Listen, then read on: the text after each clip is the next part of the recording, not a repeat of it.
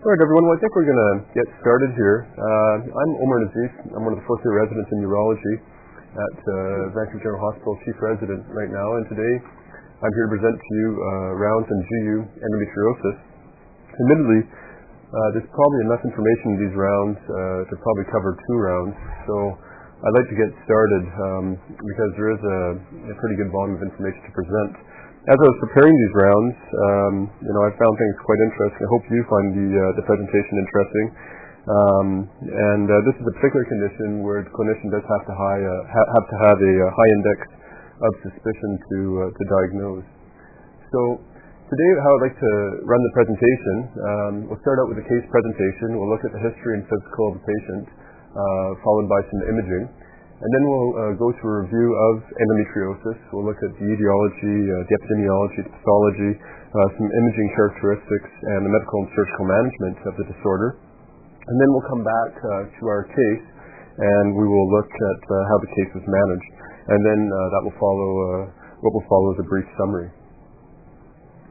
So to present the case, a 25-year-old lady who was previously healthy was seen in emergency by the gynecologist. She presented to emergency with intermittent abdominal pain lasting for several days. She also complained of perivaginal bleeding for approximately 1 month. She had heavy flow at the time of her cycle, and her menses would last about 4 to 5 days. She complained of cyclic pelvic pain, and she really had little by way of lower urinary tract symptoms. She was referred along to urology after the preliminary investigation showed bilateral hydroureteronephrosis. Medications include the Aless birth control pill. Her past medical history was positive for irritable bowel syndrome. Her pap smear was normal. Her past urological history was negative. She didn't have any history of childhood urinary tract infections or reflux disease, and she was taking Velnorm for her IBS. Physical examination showed a benign abdomen. Visual rectal examination was normal. Pelvic exam showed bulky uterus, full nexa, and some nodularity on the posterior cul-de-sac. Blood was also seen at the cervical os. Aside from that, she appeared to be a healthy 25-year-old. Preliminary blood work showed an elevated creatinine of 102. The urinalysis was positive for nitrites. Subsequent culture was negative. The CDC and the lights and the remainder of the blood work were all normal. The imaging in the emergency room was directed by the gynecologist, and they arranged for her to have an ultrasound of her abdomen and pelvis, and also by a transvaginal approach. On this ultrasound, hydroureteronephrosis was identified about 5 centimeters up from the uterovesical junction. There was no evidence of any pelvic masses, and there was evidence of a cystic or solid left ovary. And it was this time that urology came in to see the patient. And so as faithful urologists, we arranged for the patient to undergo a CTKB in light of her symptoms. And the CTKB didn't show any evidence of stones, but again it confirmed the moderate bilateral hydroureteronephrosis, and there was a question of pelvic mass. The anexa again were seen to be full, and there was a bulky uterus. So the impression from the attending urologist was basically bilateral hydro, no clear diagnosis.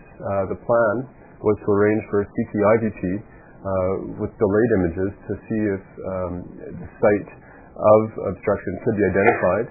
And an endometrial biopsy was to be considered by the gynecologist. Dr. Sanders, the attending gynecologist, was going to consider laparoscopy to see if that could help with the diagnosis. There was also consideration for retrograde pyelography. So she was admitted under gynecology, and additional tests were performed.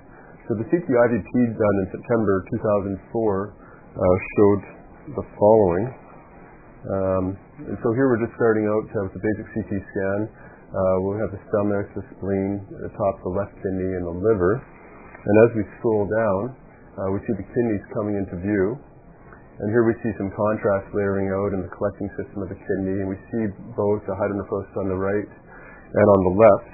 And as we follow the ureters down, we will see the ureters here coming along psoas, on the left and on the right, still distended. And dropping down into the pelvis, coming over the iliacs here. And in this region here, as we're coming into, starting to see the uterus, we start seeing this tissue here, which may be suggestive of fibrosis. The radiologist mentioned it. Anything you'd like to add there, Dr. Rowley, or? Okay. We'll continue to scroll down. And of course, at this point, we've lost the ureters as we come down. And here, this was suspected to be the ovary, and suspicious for cystic or solid components. That was certainly on the differential, and we'll talk about that a little bit later in the presentation. And here we start seeing the cervix, and eventually the bladder comes to the field of view. So basically, we end up, it confirms what we saw in ultrasound, bilateral hydrouronephrosis, 5 centimeters from the UVJ. There was stranding and a fibrous reaction around the uterus and the left ovary. There was a trace of free fluid seen in the pelvis. No evidence of lymphadenopathy, and the radiologist said that tumor or infection cannot be excluded based on the findings. So now we're going to shift gears, and first we'll talk about an approach to ureteral obstruction, and we can look at both from a luminal standpoint, intramural or extraluminal. From luminal causes of ureteral obstruction could include neoplasia, stones, blood clots, fungus balls, infection. Intramural causes would include endometriosis, tuberculosis, stricture, tumor, possibly trauma. And then extraluminal causes from a gynecological standpoint can include infections such as PID or salpingo-oophoratus, cysts, neoplasms, and the same for the GI tract, including inflammatory bowel disease, diverticular disease, and other potential causes that would include retroperitoneal fibrosis, pelvic lipomatosis. In older patients who may have had some vascular grafts, you might consider a graft-causing problem. A retrograde pyelogram, done in September 2004. Here we see double J stents have been deployed. A cystoscope is seen, the lower field of view. And we're just seeing contrast coming down to an abrupt end at this point. And here again, we see an abrupt termination of the ureters deep in the pelvis on the left side. I don't have a good film of the right side here. You see a good hydro here. And again, basically the same findings. EUA done at the time of the C&P? EUA was done at the same time, and again this confirmed the findings of bulky adnexa, nodularity. The uterus is thought to be anteverted in this case. What was the rationale for doing taking those double J's out? What if you could have gone back up? Well, the double J's were actually left in, and they were left in for a prolonged period of time. So, I mean, taking the internal stents out and then putting the double J's over, so to do the C&P? Well, I don't think the patient ever had internal external stents. Those are just double J stents that were deployed at the time of the. Had his films in backwards. The films are just I'm sorry about the order of the films, but Put in retrograde. They were put in retrograde, yeah. And she did undergo stent changes again in January 2005, and the findings again really did not improve. She did undergo diagnostic laparoscopy in October 2004 under the care of Dr. Sanders, and at the time of laparoscopy it showed extensive adhesions extending down into the pelvis. The posterior cul-de-sac was obliterated. There was evidence of endometriosis in the pelvis, but nothing was extending back into the abdomen. The large bowel was adherent to the uterus and the right adnexa, and the fallopian tubes were not clearly identified due to adhesions. So now to shift gears, we'll sort of take a step away from our case presentation. We'll talk a little bit about endometriosis, and then we'll come back to the presentation and we'll look at the management of the case. So for endometriosis is defined as the presence of endometrial glands and stroma outside of the uterus, and that can be associated with inflammatory cells or hemosiderin-laden macrophages in those regions. It was formerly known as endometriosis externa, and now is just simply known as simple endometriosis. And these endometrial glands that have found their way outside of the uterus, they are sensitive to both estrogen, progesterone, and to androgens, and they function just as normal endometrial tissue in the body. Adenomyosis, in contrast, is a separate entity. This is endometrial tissue found within the wall of the uterus. It can coexist with endometriosis, but there is no strong correlation. It was formerly known as endometriosis interna, but has now been reclassified to adenomyosis. And its etiology, pathogenesis, and management is somewhat different. So we will not be talking about this any further in this presentation. The urological context, for one, the urological clinician must have a high index of suspicion and should suspect endometriosis in patients who do present with pelvic pain or who do have bladder complaints. The patients can present with hematuria or uteral obstruction, and of course the most serious urological complication of endometriosis is ureteral involvement. We will talk more about the different urological complications later on in the presentation. The location of endometriosis does predilect to certain locations. It's most commonly found in the pelvis, mostly surrounding the uterus. So it's found on the ovaries, in the posterior cul-de-sac, the uterosacral ligament, the posterior broad ligament, and also in the anterior cul-de-sac. It's less commonly found in the rectovaginal septum, the cervix, the vagina, the rectosigmoid region, and the uterine serosa. And here's a diagram showing some sites of endometriosis. So working from left to right, you'll see endometriosis on the rectum and the posterior cul-de-sac, embedding onto the wall of the uterus, the ovaries, onto the bladder, and can even present on the abdominal wall. Rare locations of endometriosis really involved us in urology, and out of the rareness for urology, the bladder is the most common. So 84% of GU endometriosis will involve the bladder, the ureters, and 15%. Kidneys are very rare, with 10 case reports in the literature. The urethra, 2 case reports, and 1 case report of the urethral diverticulum. In the GI tract, can affect the bowel, the appendix, the ileum, the cecum, and can also travel to distant sites, including the lungs, the brain, and the skin. The true prevalence of endometriosis is unknown. It affects 1 to 5% of women in their reproductive years. 30% of infertile women will have endometriosis, and about 15 to 70% of women with chronic pelvic pain have endometriosis. The incidence of endometriosis tapers off in women who are in menopause, and you see less than 5% of those women with endometriosis. And as I mentioned before, GU endometriosis is rare, and it is an equal opportunity employer, affecting all races equally. There is a familial incidence of endometriosis. Polygenic and multifactorial mechanisms have been documented. Women who have a first-degree relative who has endometriosis will have a 10 times increased risk of the disease.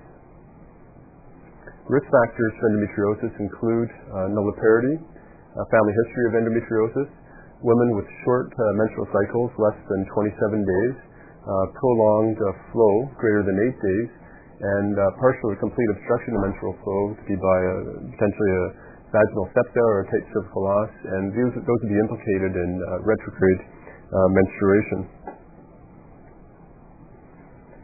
There are 2 primary etiologic theories for endometriosis.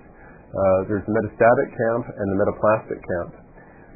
Metastasis camp is basically exactly that, metastasis of endometrial tissue to ectopic locations, and that can be from retrograde menstruation, can be from intraoperative implantation, and also lymphatic or vascular spread. The metaplasia is basically a metaplasia of cells at different ectopic sites, and cells which have potential to change, that have Müllerian potential, can change to endometrial glands, and we will talk about that a little bit more with some more slides to explain it. Sampson's theory is part of the metastatic camp, and basically it's retrograde menstruation, where steroid-sensitive endometrial cells are retrograde through the fallopian tubes, and they implant outside of the uterus. And it's supported by a number of observations. Evidence in support of this metastatic property are that most of the lesions are found near the tubulostia of the fallopian tubes. The lesions do occur in a distribution consistent with the uterus, and endometriosis is more common in women who have early menarche and heavy menstrual flow, and those who have long menses greater than 7 days.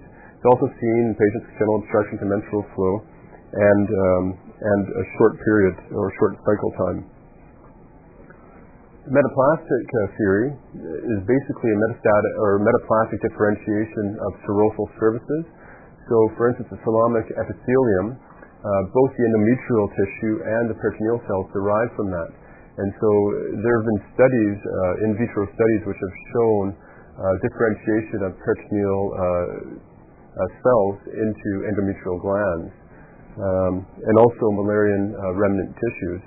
As it turns out, it's even been found in men with prostate cancer from a remnant with the prostatic utricle on patients on estrogen therapy, and we'll talk about that a little bit more in the presentation. Now, the metaplastic theory is supported by a number of evidence as well. Endometriosis is found in women where one cannot explain it from the metastatic theory, such as women with 45X, which is the most common cause of primary amenorrhea or Turner syndrome, and these women can present with endometriosis. A variant of the Turner syndrome, which is 46XX, with streaked gonads, trigonadal dysgenesis, and again that can present, and also patients who are amenorrheic, with a hypoplastic uterus, and also uterine agenesis. And again, men who were treated with estrogen therapy for prostate cancer, there are case reports on endometriosis being found.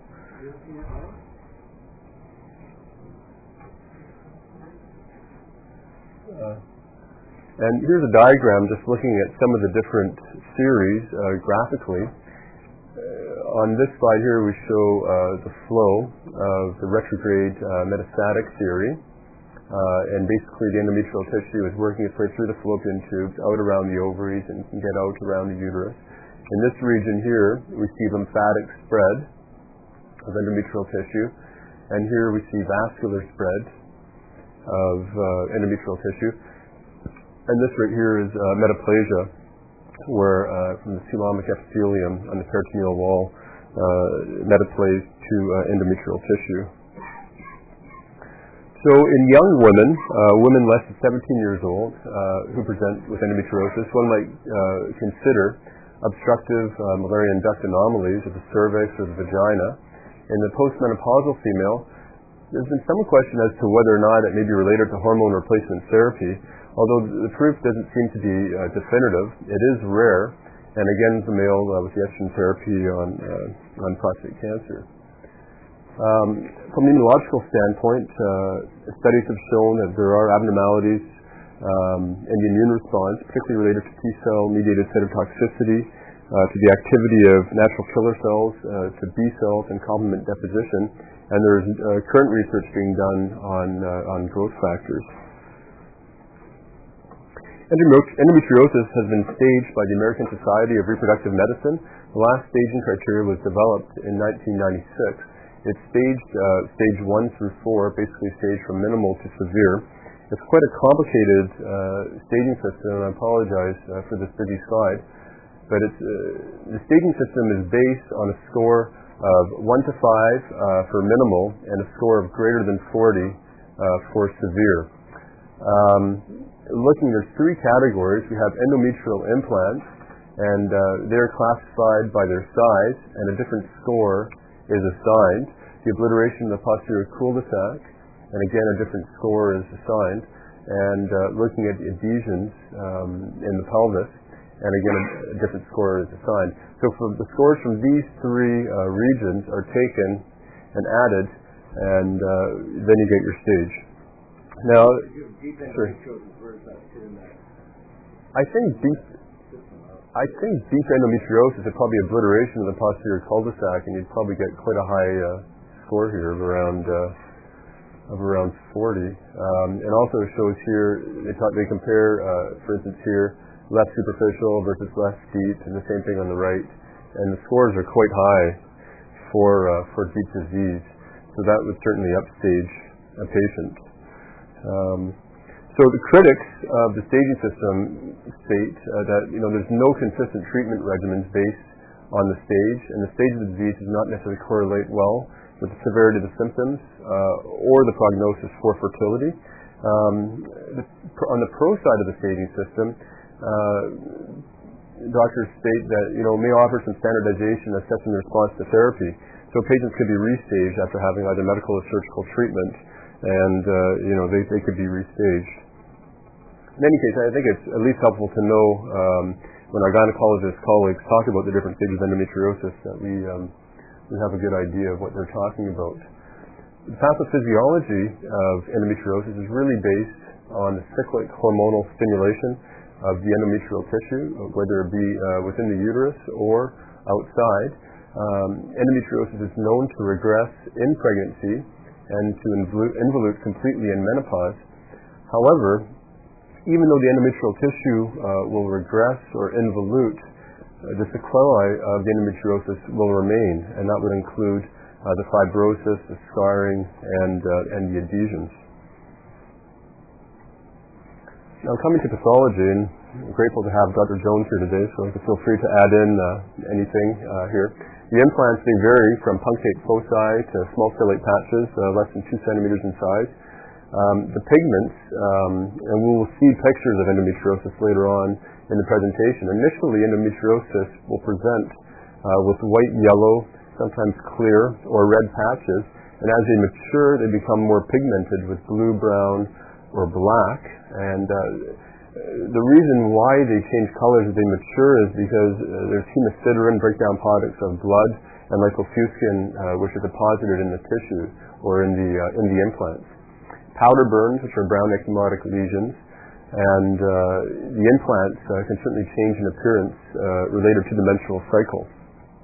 We will talk more about the importance of when to assess the patient when we're evaluating the patient for cystoscopy or for laparoscopy, and we'll find that during the menstrual cycle is the best time because that is when these implants are most engorged and most tender. So here's a pathological slide of a uterus, the fallopian tubes, and the ovary. And we're looking here at the posterior cul-de-sac, and in this region here, we see some implants of endometriosis. And we'll just come in a little bit closer on that view, and you can see them a little bit more clearly. Here you see some dark black or brown, some other endometriosis here, and some lighter colored implants down in this region. The endometriomas, they're endometriotic cysts. They can typically occur in ovaries, but they can also occur outside of ovaries. The endometriomas are due to the cyclic hemorrhage of this endometrial tissue inside the implant. And as Dr. Masterson was saying earlier in the presentation, this can represent a chocolate cyst. And to show an illustration of this, here we see a 12-centimeter ovary, and this is considered to be a chocolate cyst. We see this region right here, I guess, is all the chocolate. And again, that's due to the breakdown of blood products with hemosiderin and lipofuscin. From a microscopic standpoint, endometriosis is comprised of endometrial glands, stroma, and the occasional smooth muscle fibers. There is an inflammatory response due to this bleeding, and this is induced actually by the hemorrhage seen in the foci, and histiocytes can be laden with both hemosiderin and with lipofuscin. Scroll back there, sorry. So in the center of the field of view here, this is basically a slide of a endometriotic implant. In the middle of the field of view, my laser is dying here, we see endometrial implants with endometrial glands. Okay. Adjacent to that, superiorly and inferiorly, we see fibrosis with fibroblasts and collagen deposition related to the inflammatory response. And not so well seen down in this section of the slide, down at the bottom right-hand corner, is basically some lipofuscin and some blood breakdown products. Here is a close-up view where we can appreciate some of those features better. In the lower left field of view here, we see an endometrial gland just going out of the field of view. Up in the top right-hand corner, we see here some lipofuscin in some of the cells and some hemosiderin. And here we see some active, maybe there's been active bleeding with red blood cells. Dr. Jones, feel free to add anything if, okay. And here's another example of endometriosis involving a colon wall. And again, the primary feature is seeing the endometrial glands. Clinically, these patients will present with a classic triad, which comprises of dysmenorrhea, dyspareunia, and infertility. And it's important to remember that 30% of females with chronic pelvic pain do have endometriosis. And of course, other symptoms and signs would include pelvic pain, rectal discomfort, back pain. We talked about a short cycle previously, and the improvement of symptoms during pregnancy, as well as a long menses. Dysmenorrhea is classified as primary versus secondary. Primary dysmenorrhea is idiopathic. Secondary dysmenorrhea would be from endometriosis. Other causes could include PID, salpingo-phuritis. And basically, endometriosis tends to start years after a relatively pain-free menses. Dyspareunia is present. It could be deep and penetrating, typically worse premenstrually, and sacral backaches. And again, I just want to stress it's very important for the clinician to have a high index of suspicion when seeing patients with these symptoms.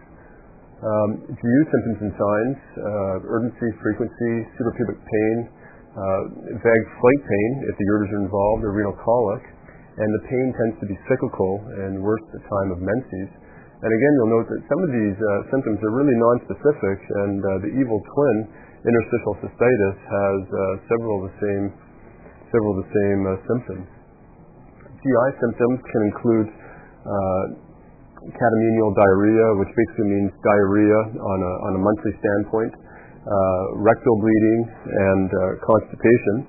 Pulmonary symptoms include pneumothorax, pleural effusion, cyclic hemoptysis, and pleuritic chest pain. In central nervous system, patients have been known to have cyclic headaches, subarachnoid hemorrhages, and seizures. Dermatologically, endometriosis can be transmitted at the time of surgery, can get into wounds, and can cause cutaneous bleeding and significant tenderness. Did you make that down? Catamenial? No, I didn't make that up. No. I didn't make that word up. No. Okay. Omar, you and I were talking about Monday. Yeah. Multiple times we were talking. Yeah. Yeah.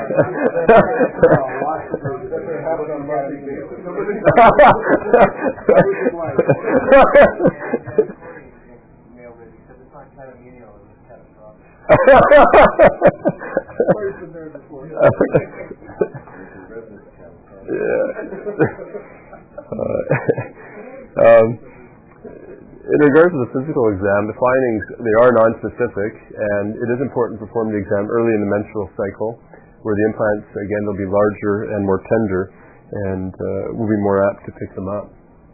So in the pelvic exam, look for things, thickened or nodular rectovaginal masses on rectovaginal exam, adnexal tenderness if there's ovarian involvement, fixed pelvic organs on bimanual exam, and look for tenderness in the cul-de-sac, and often the uterus can be found fixed in the retroverted position. But again, none of these findings are specific for endometriosis.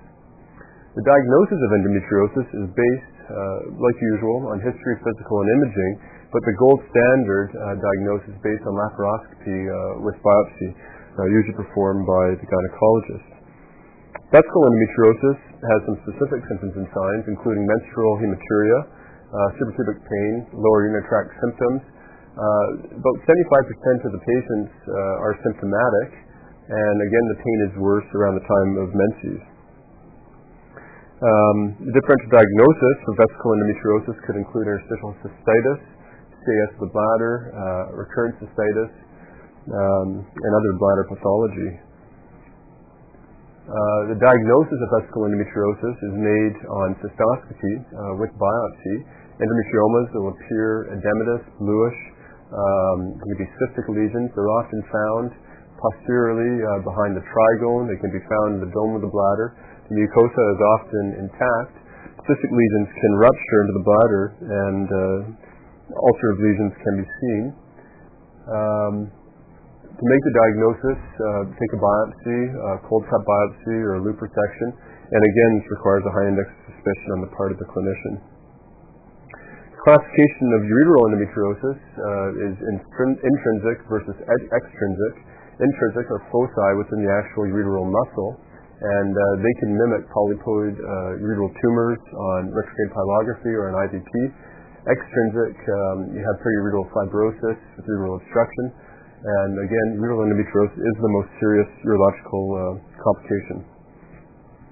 A pathognomonic finding for ureteral endometriosis is cyclic flank pain with hematuria. It's a rare finding, about 15%, and flank pain can be vague. Delayed diagnosis is common. These patients should be followed because permanent renal damage can ensue. And often, in the case of ureteral endometriosis, the symptoms can be mild or nonspecific. So again, try to perform the physical exam early in menses. Again, focus on the physical exam, which would include tender nodules on the posterior vaginal fornix, on bimanual, rectal vaginal exam, and again look for fixed uterus and adnexa. And case reports and reviews state that there's a positive physical exam in 100% of patients with bilateral disease, and 60% with unilateral ureteral obstruction. So consider the diagnosis of ureteral endometriosis in any premenopausal woman who presents with ureteric obstruction of unknown etiology, and about 10% of these cases are bilateral, and there's no predilection for either the right or left side. There's multiple modalities of imaging for endometriosis. The first study is ultrasound, and the transvaginal ultrasound is more sensitive, 97% versus abdominal ultrasound, which is sensitive at 80%, and both should be performed. On ultrasound, ovarian endometriomas may present as with low-level homogeneous internal echoes. They can have echogenic wall foci, large cysts, and here's an ultrasound of a uterus with an endometrioma. There's a septation seen in the endometrioma, and here's a foci of echogenic material on the wall of the endometrioma. MRI is the best imaging modality for detecting endometriosis, and endometriotic cysts are seen to have high signal intensity on T1, shading on T2, and often MRI is used, in problem-solving difficult cases. Here's an MRI, a sagittal view, T2 weighted. We see the bladder in this region here. We see an anteverted uterus. We see the vagina coming up, and the posterior fornix of the vagina is tethered in this region here. And here we see some bowel coming down in this region here. It was actually found on laparoscopy following this MRI to be there were adhesions and fibrosis right to the posterior fornix of the vagina. And this is the rectum and the sigmoid coming in. You're going to have to be pretty good imagination to believe what you just told me. Well, the findings are subtle. There's no question. Subtle. The findings are subtle. And and that's part of the problem with this disease, that coming up with a diagnosis is difficult. Less accurate forms of imaging in this disease include CT, and these are really for detecting extragenital complications of endometriosis, so a CT scan, colonoscopy, and barium enemas. IVPs and endometriosis, again, they're nonspecific. They can resemble either a stricture or a tumor. The strictures are typically seen between 2 to 5 centimeters, Kephalab 2, the UVJ. And here's a retrograde pyelogram.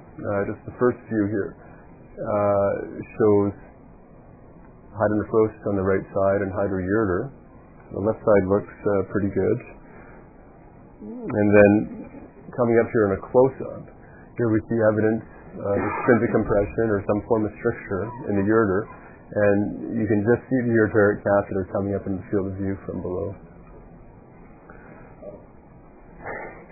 And here's a pathological view of the same patient who had their ureter resected or reimplanted. And here you'll see a very thick wall of the ureter with implants of endometriosis and significant fibrosis. So in laparoscopy, which is how the diagnosis is made, the endometrial lesions can have several different appearances, as we discussed before.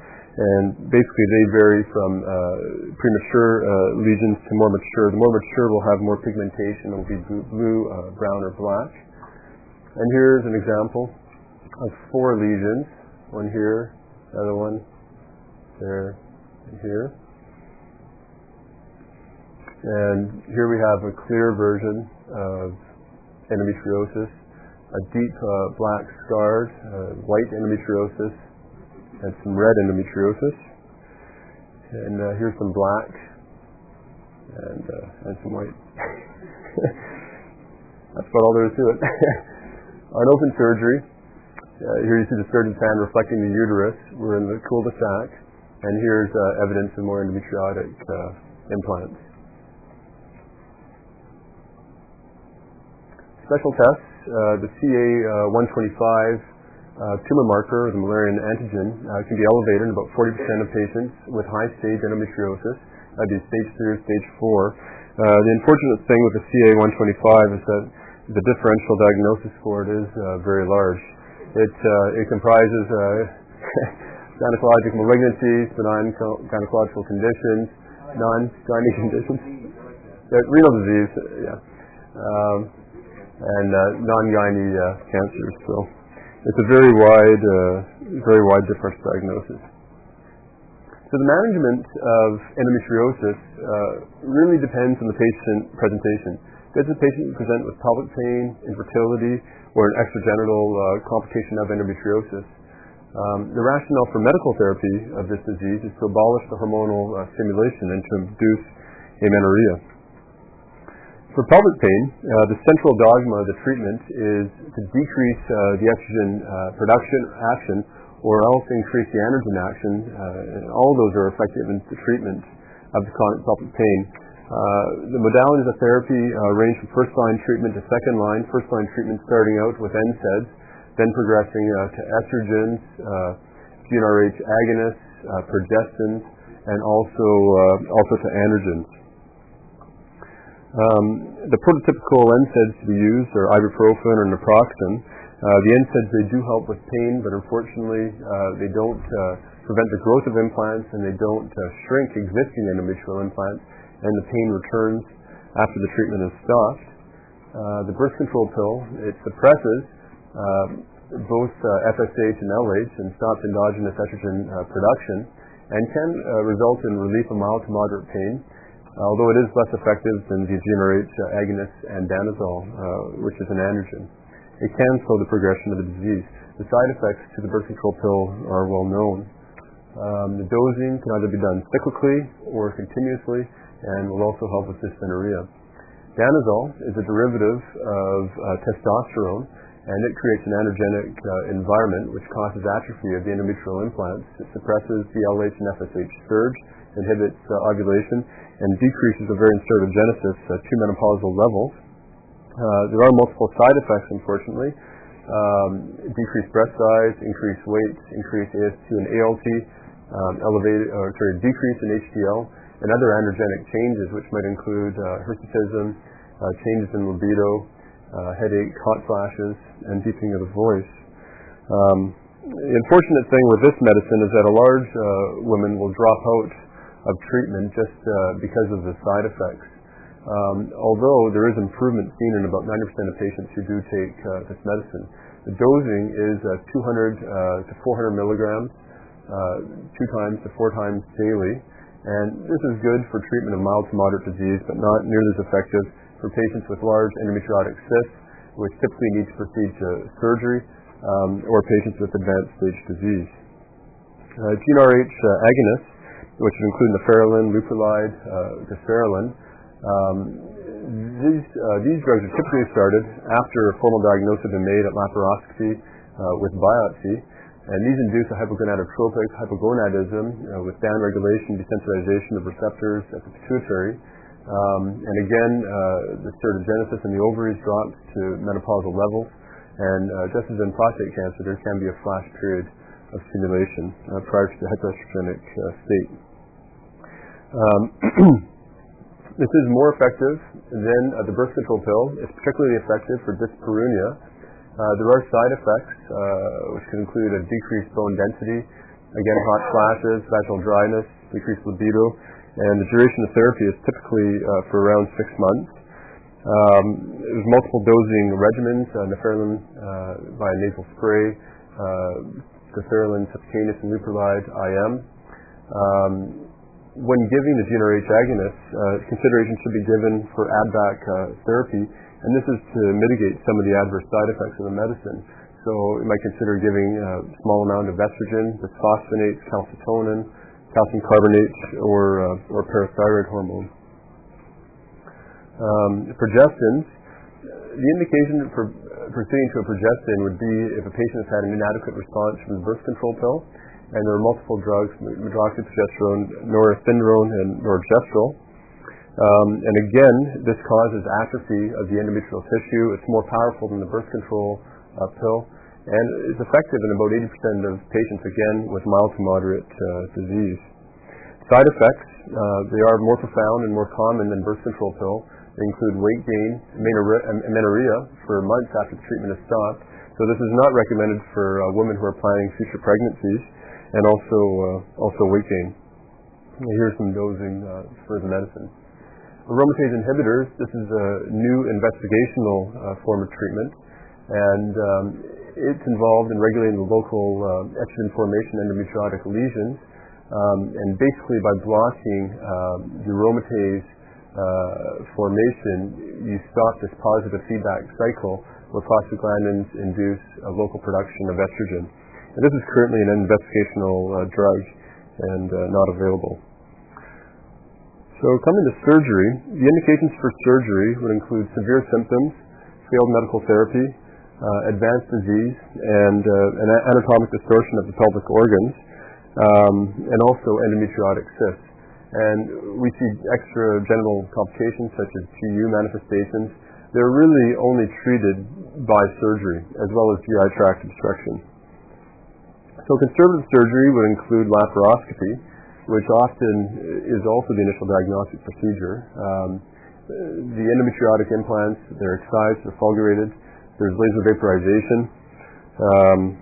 And for the definitive therapy, this is more aggressive therapy, which can include a hysterectomy or oophorectomy if the ovaries have been damaged by disease, or if menopause is approaching, or if the patient doesn't have any desire for further fertility.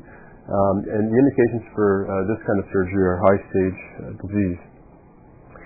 Indications for laparoscopy include pelvic pain, infertility, mass, also diagnosis, and it's most recommend for treatment of adhesions, particularly when the endometriomas are bigger than 2 centimeters, to proceed to surgery, and laparoscopy would be the first stop along the way. The differential diagnosis of these pelvic masses could include endometriomas, chocolate cysts, adhesions, or masses unrelated to endometriosis. And in general, for pelvic masses, medical therapy is ineffective. So, in infertility, endometriosis has been thought to decrease the probability of pregnancy, although even with endometriosis, many patients will conceive within 3 years. There is, particularly when there's more distortion of the normal pelvic anatomy of the ovaries and the fallopian tubes, there's a higher incidence of infertility, and pregnancy rates have been proven to be better after surgery, laparoscopic surgery, and one cannot say that for the medical therapy. In fact, for the medical therapy, the studies really haven't shown any proof that one medical therapy is better than the other in terms of infertility. After a patient conceives, there's no higher risk of complications in the pregnancy. For achieving the pregnancy, one might consider assisted reproductive technologies with clomiphene or in vitro fertilization, which is probably your best bet if there is severe disease and extensive scarring. For vesical endometriosis, again, you really have to look at what the patient wants to achieve. And if the patient is wanting future fertility, it probably makes sense to start with medical therapy. Consider a partial cystectomy in patients who have a localized focal region of endometriosis in the bladder. And if there are any residual foci after the partial cystectomy, consider medication. An oophorectomy may be considered in patients who don't desire further fertility, and provided there's no ureteral involvement. And if it is a high-stage lesion, consider abdominal hysterectomy and salpingo-oophorectomy. Partial cystectomy, are you assuming a transmural extension endometriosis with hematuria? Exactly. Lots of them on the outside of the bladder. There would be lots that you wouldn't treat. This would be someone who would be symptomatic, perhaps cyclical hematuria, those sorts of complications. And if it turned out that there were a few residual foci after you did the prostatectomy, then you might consider medical management from there. For ureteral endometriosis, medical therapy usually isn't very helpful because medical therapy, although it can prevent the growth of new implants, it doesn't stop the adhesions, the scarring, or the fibrosis. So it almost always has to be treated surgically. The surgical approaches to ureteral endometriosis could include nephrectomy if there is an atrophic kidney with poor function, ureterolysis, ureteral reimplantation with psoas-hitch, Bory flap, or even at the extreme an alveolar interposition, or potentially even autotransplantation. If no further fertility is wanted, again, consider definitive approach to surgery with an oophorectomy and hysterectomy. Resect the involved segment, consideration for reimplantation or UU, and consider post-op hormonal therapy. So really, the patients who do want to preserve their fertility are a unique challenge. And if, say, for instance, one of the ovaries is involving the ureter, you might consider removing a unilateral ovary. Consider just removing the endometrioma, and consider uterolysis with a wrap with a mentum or peritoneum. Why would removing one ovary so that the other ovary It really would, and I guess the only thing is that if there was extension of the endometriosis out of a unilateral ovary, you might consider removing it if it's involved with the ureter. But you're right, you're absolutely right. It is a hormonal basis for the endometriosis. So really, no, it doesn't come from the ovary, it comes from the uterus. But it can involve the ovary, and it can extend from the ovary into adjacent tissues.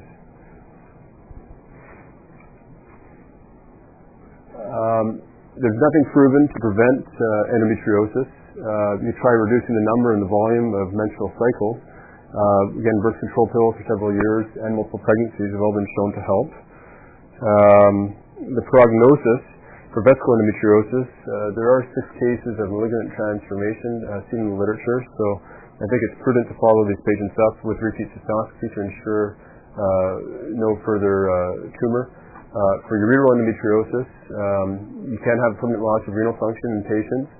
So continue with regular or with a serum creatinine and also ultrasounds or other investigation to ensure that things are progressing. I know it's a long presentation looking at endometriosis. We've now finished that part, and we're coming back to the case, and we'll wrap up shortly. This patient, she continued for 6 months later, and she had no improvement of her hydronephrosis. Following her laparoscopy by the gynecologist, medical therapy was started with NSAIDs and with Lupron. She did have ongoing pelvic pain despite the medicine, and the patient was wanting definitive surgical treatment and fertility. So did she go for 6 months without medical therapy and just with stents? No, back in September, she underwent, well, I guess the laparoscopy was done in October. So basically following from October, she was stented in September, laparoscopy in October, started on this hormone therapy in October, then represented just recently in April 2005, and she was wanting surgical therapy and to preserve her fertility. So she had a pretty good course on the hormonal therapy. Retrograde Pyelograms done in April 2005 showed ongoing hydronephrosis on the left side. Progressing down, I think we're just progressing further on down here. And here we see some stricture here on the right side. So it was a combined gynecology and urology open surgery. And the operative findings were an obliterated cul-de-sac. There were extensive adhesions around the pelvic organs. There was extensive fibrosis around the ureters, deep in the pelvis. Dissection of the ureters was very difficult. The disease was worse on the right than on the left, and the ureteral walls were very thick. It was a midline incision. We stayed extraperitoneal initially. We identified the ureters coming over the iliac vessels, and then we dissected down along the ureters as far as we could extraperitoneally. And then we followed by an abdominal approach or intraperitoneal approach. The bladder was subsequently bivalved, and a bicornuate bladder was formed, and the ureters were reimplanted. Stents were placed prior to surgery, and the patient had a post-op cystogram about 2 to 3 weeks after the procedure, and the cystogram, despite having 2 horns in the bladder, looked remarkably normal, and the patient was avoiding well 6 weeks later. The other thing I should mention is that on the one of the earlier workups, the patient did undergo bladder capacity testing. She had a capacious bladder with 800 cc's under anesthetic. We didn't have to hitch do bilateral flow hitches. No, we had enough length. So in summary, endometriosis. She's about 6 weeks post-op now. She was right at the beginning. All the tubes are out. Yeah. Wait. Yeah. See how she does, yeah. So endometriosis, it's an important gynecological disorder. It affects women in the reproductive years. Pathologically, it's due to functional endometrium outside the uterus. The physical manifestations are variable. Infertility, dysmenorrhea, and pelvic pain are the most common symptoms. And the symptoms, they don't necessarily coincide with the degree of the disease. The ovaries are the most common site. GU complications are rare.